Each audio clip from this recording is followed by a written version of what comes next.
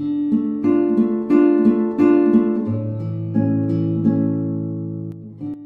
Reading ನಿಮಗೆ ಅನ್ವಯಿಸಿದರೆ ಅಥವಾ ರೆಸೋನೇಟ್ ಆದರೆ ಮಾತ್ರ ತೊಗೊಳ್ಳಿ, ಇಲ್ಲಾಂದರೆ ಬಿಟ್ಬಿಡಿ. ಇದು ಒಂದು ಜನರಲ್ ರೀಡಿಂಗ್ ಮಾತ್ರ ಆಗಿರುತ್ತೆ. ಫಸ್ಟ್ ಕಾರ್ಡ್ ನನಗೆ ನೈಟ್ ಆಫ್ ವಾಂಡ್ಸ್ ಬಂದಿದೆ. ಕ್ವೈಟ್ ಗುಡ್ ಲುಕ್ಕಿಂಗ್ ಅಂತ ಕರಿತೀವಿ ನೈಟ್ ಆಫ್ ವಾಂಡ್ಸ್ನ, ನೀವು ಅಥವಾ ಅದರ್ ಪರ್ಸನ್ನು.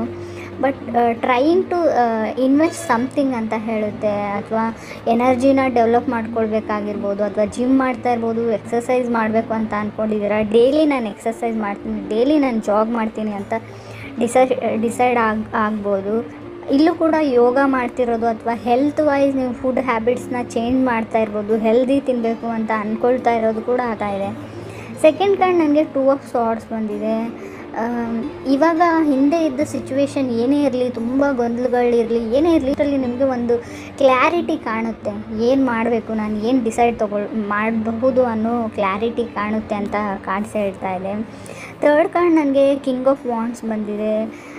ತುಂಬ ಇಂಟರ್ಪ್ರಿಟ್ ಮಾಡಬೇಡಿ ಅಂತ ಹೇಳುತ್ತೆ. ಅಂದರೆ ಇಂಟ್ರಪ್ಟ್ ಮಾಡಬೇಡಿ ಬೇರೆಯವ್ರಿಗೆ, ನಂಗೆ ಅದು ಬೇಕು, ನಾನು ಮೀಟ್ ಆಗೋಣ, ಸೊ ಮೇ ಬಿ ನಾವು ಯಾವಾಗ ಮೀಟ್ ಆಗ್ತೀವಿ, ನಾವು ಯಾವಾಗ ತೊಗೊಳ್ತೀವಿ, ಯಾವಾಗ ಹೋಗ್ತೀವಿ, ಈ ಥರ ಅದರ್ ಪರ್ಸನ್ಗೆ ನೀವು ತುಂಬ ಡಿಸ್ಟರ್ಬ್ ಮಾಡ್ತಾ ಇದ್ದೀರಾ, ಅಥವಾ ಅದರ್ ಪರ್ಸನ್ ನಿಮಗೆ ತುಂಬ ಹಿಂದೆ ಬಿದ್ದು ರಶ್ ಮಾಡಿ ಪದೇ ಅಂತ ಹೇಳುತ್ತೆ.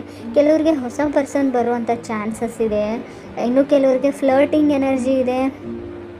ಅವ್ರಿಗೆ ರಿಯಾಕ್ಟ್ ಮಾಡಬೇಡಿ. ನೀವು ಯಾರನ್ನಾದರೂ ಬಿಟ್ಬಿಡಬೇಕು, ಮೂವ್ ಆನ್ ಆಗಬೇಕು, ಬ್ರೇಕಪ್ ಮಾಡ್ಕೋಬೇಕು ಅಂತ ಅಂದ್ಕೊಂಡಿದ್ರೆ, ಆಲ್ರೆಡಿ ಮಾಡ್ಕೊಂಡಿದ್ರೆ, ಸೊ ನಾರ್ಮಲಿ ನೀವು ಫ್ರೆಂಡ್ಸ್ ಥರ ಕ್ಯಾಜುವಲ್ ಥರನೇ ಇರೋರಾಗಿದ್ರು ಕೂಡ ಅವ್ರು ಟೆಕ್ಸ್ಟ್ ಮೆಸೇಜಸ್ಗೆ, ಅಥವಾ ಅವ್ರು ನಿಮ್ಮ ಜೊತೆ ಕೆಲಸ ಮಾಡೋರಾಗಿರಲಿ, ಏನೇ ಆಗಿರಲಿ, ಅವ್ರು ಏನೇ ಜೋಕ್ ಮಾಡಿದರು ಅಥವಾ ಏನೇ ಟೆಕ್ಸ್ಟ್ ಮಾಡಿದರು, ರಿಯಾಕ್ಟ್ ಮಾಡಬೇಡಿ. ಕೆಲವ್ರಿಗೆ ಬೇರೆಯವ್ರ ಫೀಲಿಂಗ್ಸ್ ಜೊತೆ ಆಟ ಆಡೋದೇ ಇಷ್ಟ ಇರುತ್ತೆ. ನೀವೇನಾದರೂ ರಿಯಾಕ್ಟ್ ಅಥವಾ ರೆಸ್ಪಾಂಡ್ ಮಾಡಿದರೆ ಸೊ ಅವ್ರಿಗೂ ಅದರಲ್ಲಿ ಒಂಥರ ಖುಷಿ ಸಿಗುತ್ತೆ. ಮೇ ಬಿ ನೀವು ಇನ್ನೊಂದು ಸರ್ತಿ ನನಗೆ ಟೆಕ್ಸ್ಟ್ ಮಾಡಬೇಡ, ಕಾಲ್ ಮಾಡಬೇಡ ಅಂತ ಹೇಳಿದರೂ ಕೂಡ ಅದೊಂದು ಖುಷಿ ಸಿಗುತ್ತೆ.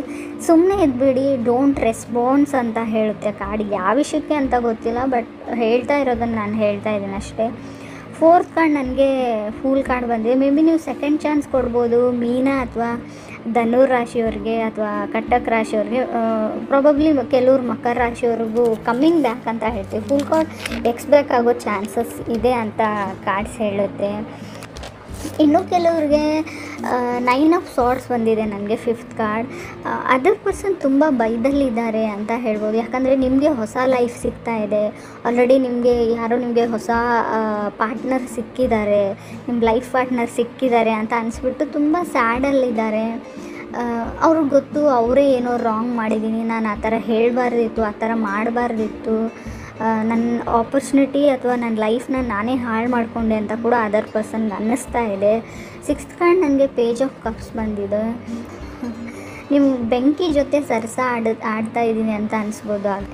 ನಿಮಗೂ ಅಥವಾ ಅದರ್ ಪರ್ಸನ್ಗೂ ಗೊತ್ತಿಲ್ಲ. ಆ ಪರ್ಸನ್ಗೆ ಪುಷ್ ಆ್ಯಂಡ್ ಫುಲ್ ಇಷ್ಟ, ಅಂದರೆ ತುಂಬ ಚೆನ್ನಾಗಿರೋದು ಇಷ್ಟ ಇಲ್ಲ. ಅವಾಗವಾಗ ಜಗಳ ತೆಗೆದ್ಬಿಟ್ಟು, ಅವಾಗವಾಗ ಕೋಪ ಮಾಡ್ಕೊಂಡ್ಬಿಟ್ಟು, ಮಧ್ಯೆ ನೀವು ಅವ್ರನ್ನ ಬ್ಲಾಕ್ ಮಾಡೋದು, ಅವ್ರು ನಿಮ್ಮನ್ನು ಬ್ಲಾಕ್ ಮಾಡೋದು, ಕಮ್ಯುನಿಕೇಷನ್ ಸ್ಟಾಪ್ ಮಾಡೋದು ಕೂಡ ಅವ್ರಿಗೊಂಥರ ಖುಷಿ ಅಂತ ಹೇಳ್ತಾ ಇದೆ.